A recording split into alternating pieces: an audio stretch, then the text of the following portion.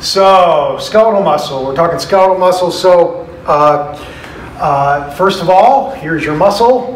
Okay, and muscle makes up about half of your total body weight. Most of that is skeletal muscle. And it is made up of a bunch of cells, which are known as muscle fibers. We'll talk about that in a second, okay? Those bundles of those cells here, they have a connective tissue wrapped around them, and that connective tissue eventually sort of condenses down into tendons, which connect the muscle to the bone and provide the skeleton upon which the muscle hangs and acts. You guys know that from anatomy, if nothing else, I'm sure. So here is our muscle fiber here, okay? One single muscle cell is a muscle fiber, okay? And it is about 10 to 100 microns in diameter. That is different from cardiac muscle, which was about 10 to 20. So it's bigger. The skeletal muscle fibers run the entire length of the muscle, okay? So in length, it's the length of the muscle, tip to tip. So it is very, very long. And that is different from cardiac muscle. You'll recall that cardiac muscle is about 100 micron cells. They're connected on the edges by internal intercalated discs with gap junctions, and they act as a functional syncytium. That is not true here. This is one big muscle cell that runs the length of the fiber. Anytime that I mention differences from cardiac muscle, you should take note of that. It is a traditional way to teach the material, and you will be asked about the differences between the two muscle types. It's just a good way to sort of focus on some of the more important aspects of how the functions of those two muscle types differ, because they are very similar in very, very many ways, as you will find out. The myofiber is made up of bundles of myofilaments, which are called myofibrils, okay? And those bundles are nothing more than sarcomeres in series. There's our sarcomere, they're in series here, lined up through the myofibril. Your sarcomeres are, of course, made up of thick filaments, which are made up of myosin, okay? And just like cardiac muscle, and thin filaments, which are made of actin, tropomyosin, and troponin, right here, okay? Thick filament, thin filament, all right? This is a quick histo review. I realize you've had it before. I'm not going to spend a lot of time on it, but I want to make sure we're all on the same page as I go through the lecture. The A band runs the length of the myosin. It is the heavy chain, okay? And it simply runs the length of the heavy chain. The I band is made up of actin. So actin goes from about right here all the way to the Z line. The portion of that, the light-colored portion, is the I band from here to here on either side of the Z line. And this is actin which does not overlap with myosin. This is actin that overlaps with myosin. This is actin that does not on either side of the Z line. That is your I band. Your H band is part of the A band, okay, right here.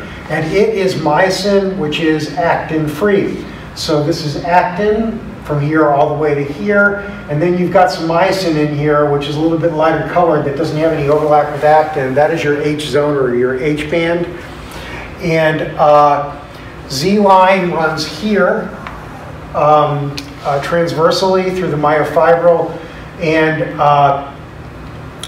it is proteins to which the actin anchors. So the actin goes here, it attaches to the Z line, and here it attaches to the Z line. And it anchors that actin and holds it in place. And your M line runs through the H zone, okay? And it is also a series of proteins that run transversally through the sarcomere and through the myofibril. And those proteins anchor the myosin and hold it in place, okay? I had a slide that I showed in the action potential lectures, the synapse lecture, and I was going to show it here, and I decided not to because this slide basically shows the same thing. That slide showed this nerve coming out of the spinal cord. You have an action potential which propagates down this nerve, which we reviewed.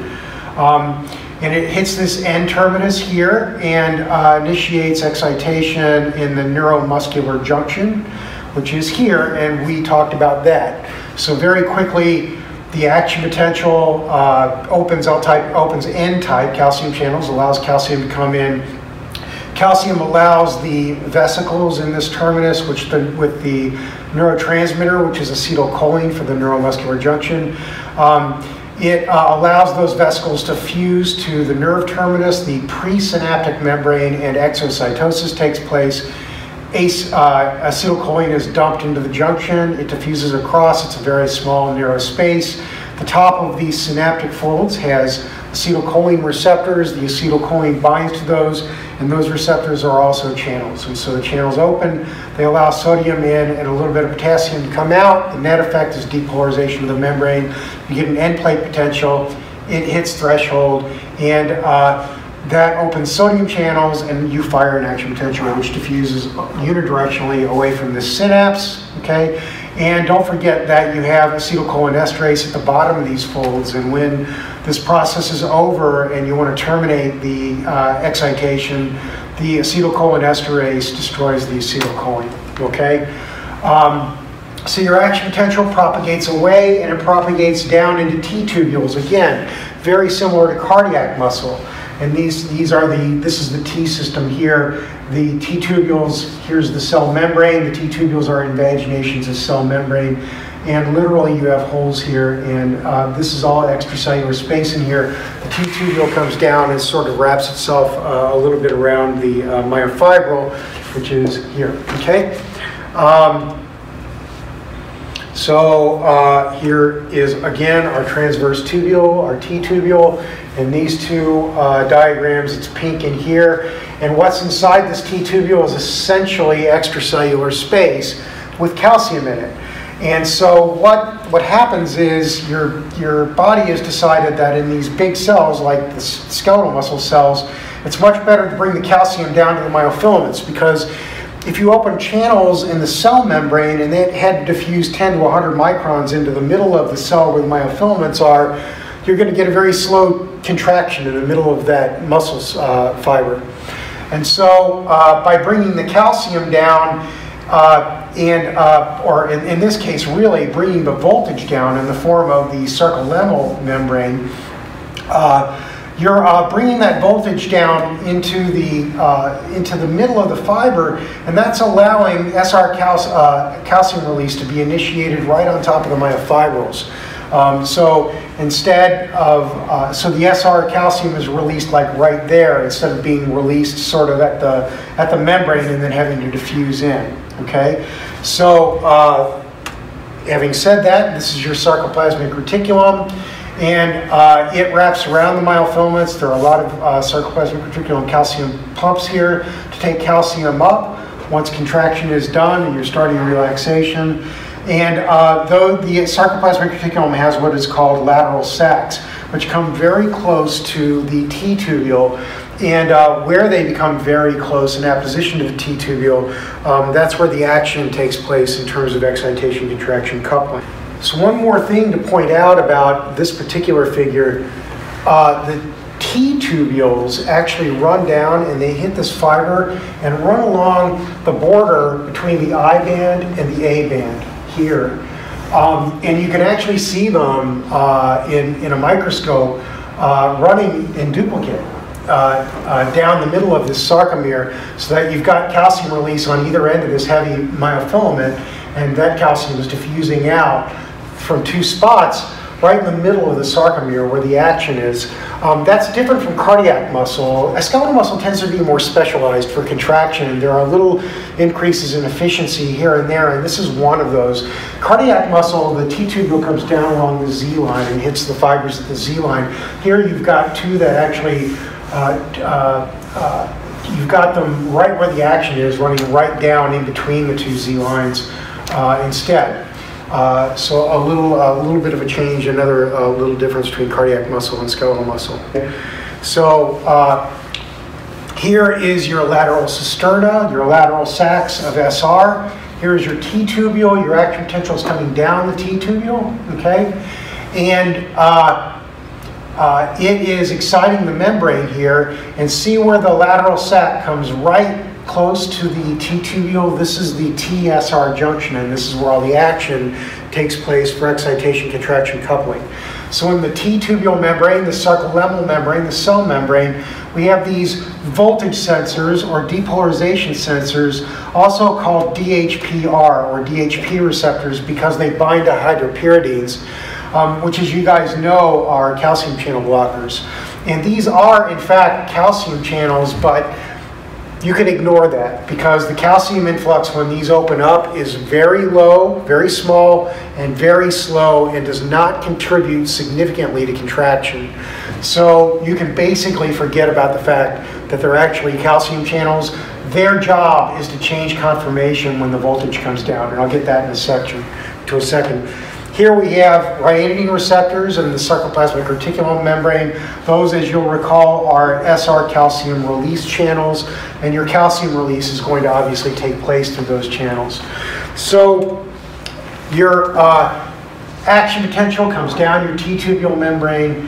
The voltage hits the DHPR, or the voltage sensor, or the depolarization sensor, and this sensor changes conformation in response to the voltage. And this voltage sensor is directly hooked up, at least that's the current predominant theory, and it's very, very well accepted in most scientific circles. It's directly hooked up to the SR calcium release channel. So when this changes conformation, because these two are basically hooked together, this also changes conformation, and you get calcium release because that change in conformation opens up the calcium channel. So the voltage here, sensed by the voltage sensor, causes a conformational change in the ryanodine receptor, which opens up the channel, and calcium comes out, and it's this calcium that is released and causes contraction. And that's known as a mechanical mechanism. It's the mechanical mechanism for excitation, contraction, coupling. Mechanical because these two things are hooked up, and this mechanically opens this receptor to allow calcium to come out, okay? Note that that release mechanism is not the same as calcium-induced calcium release, which is the process by which calcium release is initiated in cardiac muscle. Cardiac and skeletal muscle, calcium release is initiated by voltage through the mechanical mechanism.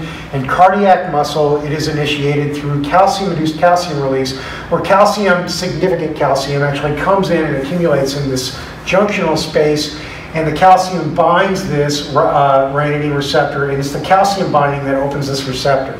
That is not happening here. That's cardiac muscle. Here, this is a direct connection, and this directly opens this. Calcium influx is not necessary and plays no role in the process of initiating this release, okay?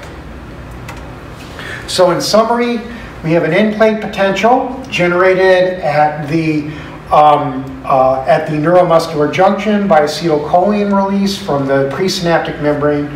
We have that triggering an action potential because this is designed to always hit threshold with much space to spare.